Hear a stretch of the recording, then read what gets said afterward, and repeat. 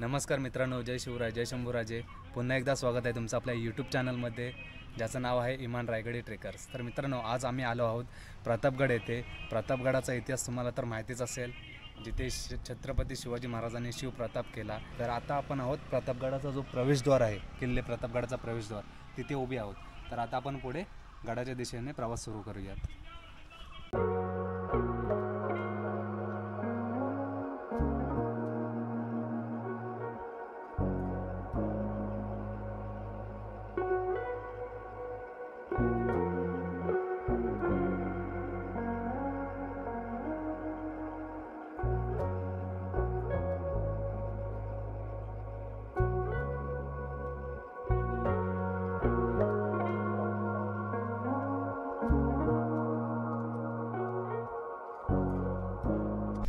तर मित्रांनो, आता आपण प्रतापगडाच्या महादरवाजापर्यंत आलेलो आहोत. तर प्रथम तुम्हाला सांगतो की आपली जी छत्रपती शिवाजी महाराजांची सातारामध्ये जी गादी आहे, जे वारसा गादी आता जे सातारामध्ये चालवतात आपले छत्रपती उदयनराजे भोसले, त्यांच्या आधिपत्याखाली आता हा प्रतापगड आहे. तर आता आपण महादरवाजामध्ये जाऊया आणि तिथे माहिती पाहूया.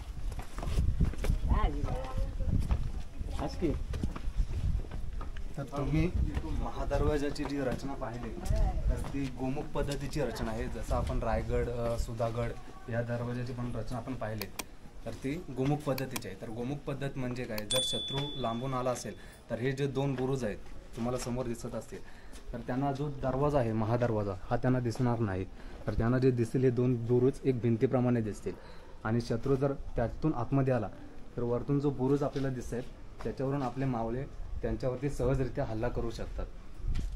तर आता तुम्ही इकडे या महादरवाजाच्या इथे जर तुम्ही साईडला पाहिलात तर तुम्हाला या मारजंगा पाहायला मिळतात. आता ह्या ज्या मारजंग आहेत, जे छोटे तोफ असतात त्यांचा यातून हल्ला केला जाऊ शकतो त्यांनी. आणि दुसरी इकडे पाठीमागे जे मारजंगे आहेत त्याच्यामधून उकळतं पाणी, उकळतं तेल हे शत्रूवरती टाकलं जाऊ शकतं. तर मित्रांनो, जर शत्रू चुकून महादरवाजापर्यंत आला तर तुम्हाला समोर खिडकी दिसते, तर त्याच्यामधून तोफेने तिथे शत्रूवरती मारा केला जायचा. कारण की शत्रूचा जो चेहरा असायचा तो या साईडला असायचा आणि पाठीमागून शत्रूवरती तो मारा केला जायचा आणि इथून सुद्धा मारा चालूच असायचा. त्याच्यासाठी तो गोल आपल्याला तिथे समोर दिसतोय.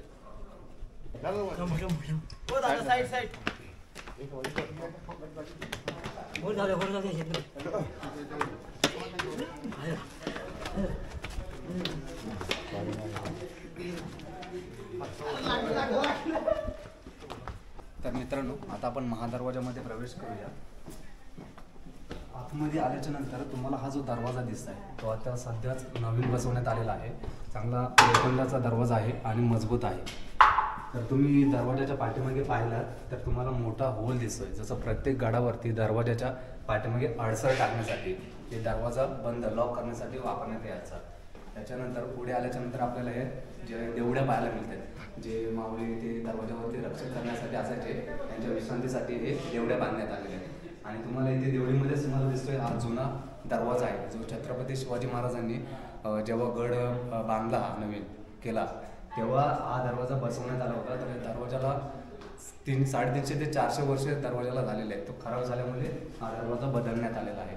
आणि तुम्हाला हा जे देवडीमध्ये तुम्ही पाहत आहात तर हा तुम्हाला जो टेंबा दिसतोय, तर त्या काळामध्ये लाईट नसल्यामुळे जी मशाल याच्यामध्ये ठेवली जायची प्रकाश व्हावा म्हणून. आणि उजव्या बाजूलाच तुम्ही पाहत आहे इथे तुम्हाला तोफ पाहायला मिळते. ती या गडावरील सगळ्यात मोठी तोफ आहे. ती आता तुम्ही समोर बघत असाल, तुम्हाला ध्वजबुरुज दिसतोय, ज्याला शिवप्रताप बुरुज म्हणून पण ओळखलं जातं. तर त्या बुरुजावरती ही तोफ होती. तर तो ढासळायला लागला तर त्याच्या संवर्धनामुळे ती तोफ तिथून इथे आणून ठेवण्यात आलेली आहे. तोफेचं वजन एक 600 ते 700 kg पर्यंत आहे. ठीक आहे, आता आपण पुढे ध्वजबुरुजाकडे जाऊया.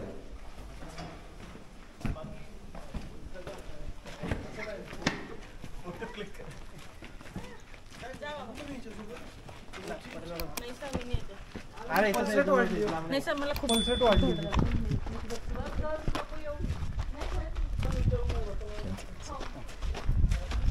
तर आता तुम्ही पाहत असाल की इथे तुम्हाला सगळ्या दगड्या पाहायला मिळतात. आता गडाचे संवर्धन चालू आहे, काम चालू आहे, त्याच्यामुळे हे दगड्या काढण्यात आले आहेत आणि पुन्हा गडावरचे हे तटबंदीमध्ये लावण्यात येणार आहेत. तर आता आपण पुढे जाऊया.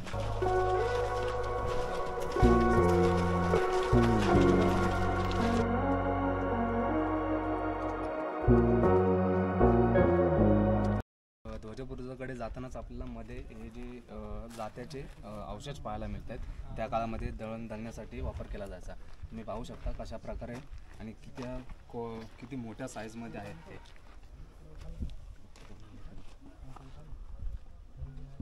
तर मित्रांनो, तटबंदीमध्ये तुम्हाला इथे बघा एक दगड पाहायला मिळतोय जवळ या. तर हे जी दगड आहे तुम्हाला इथे होल दिसतोय. तर हा जो दगड आहे ते मशाल ठेवण्यासाठी, जे तटबंदीमध्ये जे आपले सैनिक असतात लक्ष ठेवण्यासाठी, तर त्याच्यासाठी मशाल ठेवण्यासाठी हे दगड वापरण्यात आलं आहे. तसंच सेम पुढे पण आहे दगड आपल्याला इथे पाहायला मिळतं, बघू शकता. हा बघा इथे पण तसंच दगड आहे. अजून पुढे सुद्धा आहे पण तो तिथला दगड तुटलेला आहे. ठीक आहे, आता आपण पुढे जाऊया.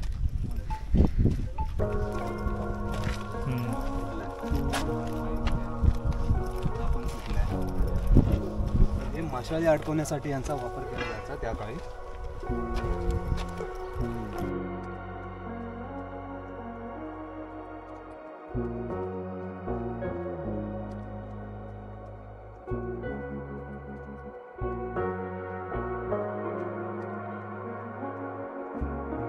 तर मित्रांनो, आता आपण आहोत झेंडा बुरुजावरती.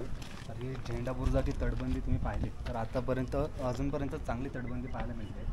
आणि झेंडा बुरुजच्या तटबंदीवरून तुम्ही पुढे आला तर इथून तटबंदीवरूनच तुम्हाला समोर जी जागा दिसते ती आहे स्वराज्यावर जो अफजल खान, जो स्वराज्यावरती चालून आला होता. तर त्याची तिथे कबर आहे जिथे छत्रपती शिवाजी महाराजांनी त्याच्यासाठी शामियाना उभारला होता आणि त्याच शामियानामध्ये त्याला कायमचा झोपवला. तर त्याची कबर आपल्याला इथून पाहायला मिळते.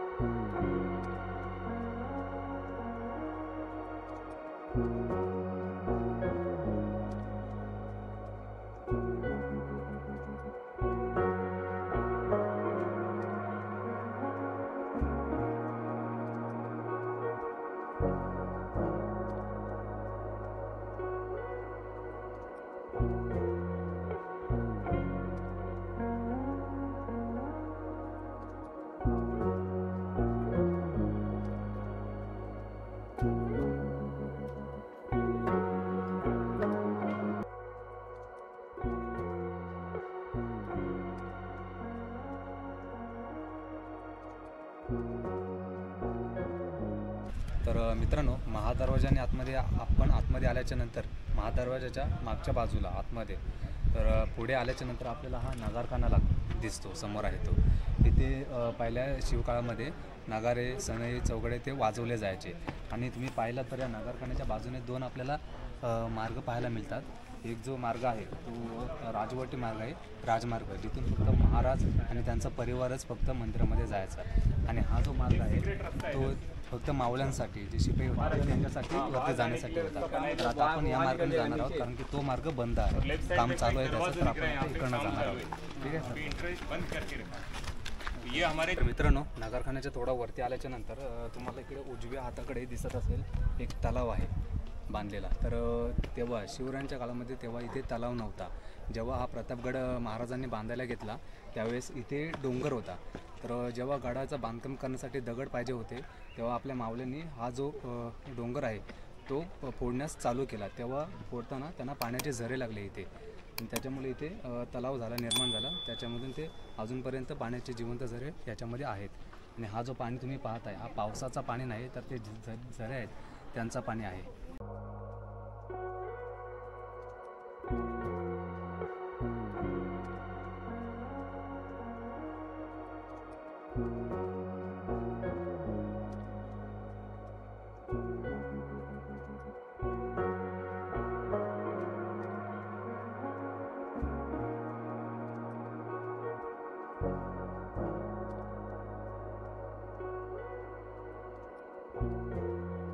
तर मित्रांनो, आपण तलाव बघितला. तलावाच्या नंतर आपण पुढे आल्याच्या नंतर आपल्याला भवानी मातेचं मंदिर लागतो. तर ही जी भवानी माताचं मंदिर आहे ती छत्रपती शिवाजी महाराजांची कुलस्वामिनी आहे, जो आपल्याला 350 शक्तिपीठांपैकी एक जो शक्तिपीठ आहे तुळजापूरला, तिथे भवानी माता मंदिर आहे. तर त्याचीच प्रती इथे छत्रपती शिवाजी महाराजांनी ही मूर्ती इथे बसवली. तर हा जो मूर्तीचा जो दगड आहे तो दगड आहे शालिग्राम म्हणून आहे. तर तो नेपाळवरून महाराजांनी आणायला सांगितला. जे दगड आणायला गेलेले बंबाजी नाईक पानसरे यांनी हा तो दगड तिकडनं घेऊन आलेले. तर जे बंबाजी नाईक पानसरे जो नेपाळवरून दगड घेऊन आले, शालिग्राम दगड घेऊन आले, तर त्या नदीचं नाव होतं काली गंडकी, जिथे त्रिवेणी नदीचा संगम होतो. त्या नदीमधून घेऊन आले. आणि त्याच्यानंतर देवीच्या समोरच मला एक हॉल दिसतो. त्या हॉलमध्ये आपले जे सरसेनापती हंबीरराव मोहिते, कान्होजी हंबीरराव मोहिते असं त्यांचं नाव होतं. तर त्यांची आपल्याला तलवार इथे पाहायला मिळते. तर मित्रांनो, आता तुम्ही जे इथे तोफा पाहत आहात, तर यात जे एवढे छोट्या तोफा आहेत ते आपले जे मावळे होते ते जे तटबंदीवरती गस्त घालायचे. जर शत्रू कोणी आला, खाली चाहूल लागली शत्रूची, तर या तोफा खांद्यावरती घेऊन ते चालवायचे तोफा. तर त्याच्यासाठी या तोफांचा उपयोग केला जायचा. आणि ही जी तुम्ही पाहत आहात ही त्यावेळी जेव्हा प्रतापगड बांधण्यात आला त्यावेळेस जो डोंगर फोडला तेव्हा जे दगड होते ते फोडण्यासाठी या पहारेचा उपयोग केला गेला. ठीक आहे, आता आपण इथून पुढे राजवाड्याकडे जाऊया.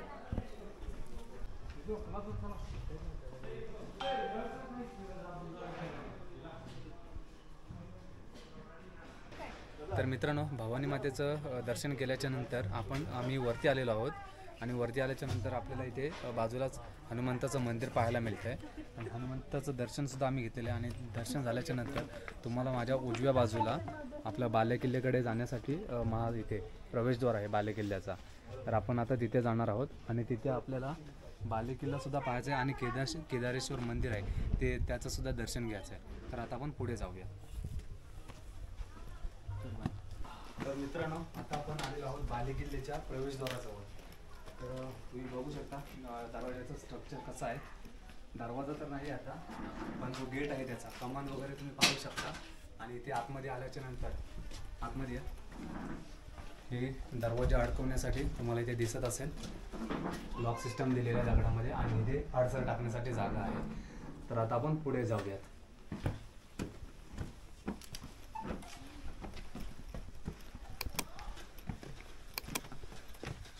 तर मित्रांनो, बालेकिल्ल्याच्या दरवाजामधून आतमध्ये आल्याच्यानंतर आपल्याला डाव्या बाजूला केदारेश्वर मंदिर लागतो. तर आता आपण तिथे दर्शन घेणार आहोत.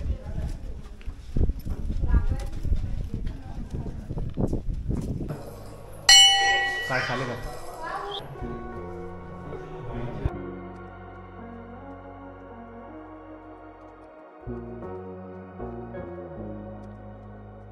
तर मित्रांनो, आता आपण जे प्रतापगडावरती आहोत.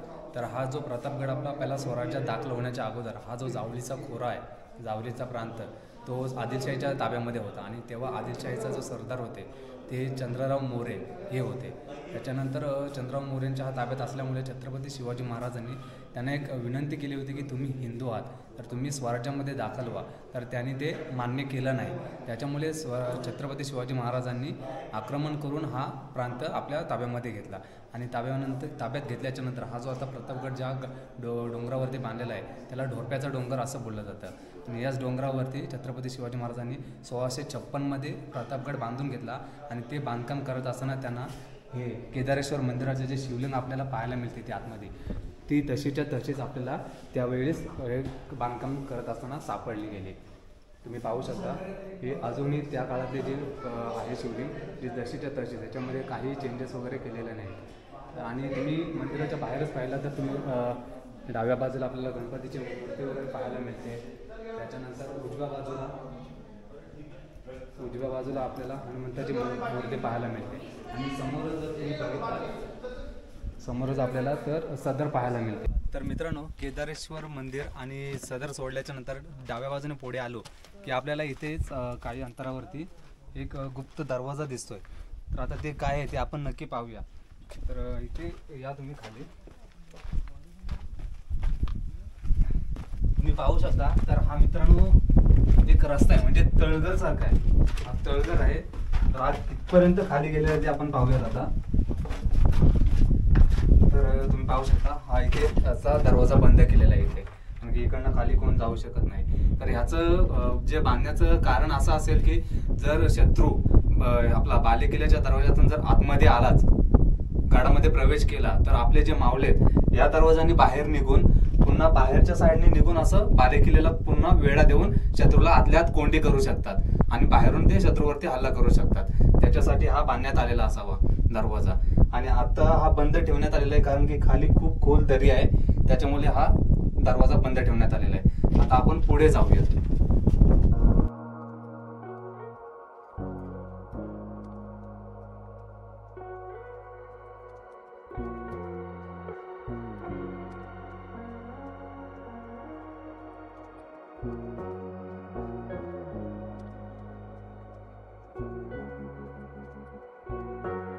मित्रांनो, तुम्ही आता माझ्या बाजूला पाहत आहात जे छत्रपती शिवाजी महाराजांचा स्मारक आहे. त्या ठिकाणी पहिला छत्रपती शिवाजी महाराजांचा महल होता, तर आता त्याच्या ठिकाणी आपल्याला इथे स्मारक पाहायला मिळतो आहे. तर जेव्हा आपल्या भारतावरती इंग्रजांचं राज्य होतं, ठीक आहे, इंग्रजांचं राज्य होतं, त्याच्यानंतर आपल्याला स्वातंत्र्य भेटलं. तेव्हा स्वातंत्र्य भेटल्याच्या नंतर पहिला जो स्मारक बसवण्यात आला प्रतापगडावरती, सगळ्या किल्ल्यांच्या अगोदर प्रतापगडावरती स्मारक बसवण्यात आला. ते आपले भारताचे पहिले पंतप्रधान पंडित जवाहर नेहरू त्यांच्या हस्ते 1957 साली हा स्मारक इथे बसवण्यात आला. आणि हा जो स्मारक आहे पंचधातूंनी बनवण्यात आलेला आहे आणि त्याची जी जमिनीपासूनची जी हाईट आहे ही 36 फूट उंच एवढी हाईट आहे. तर आता आपण तिथे जवळ जाऊया आणि तिथे पाहूयात.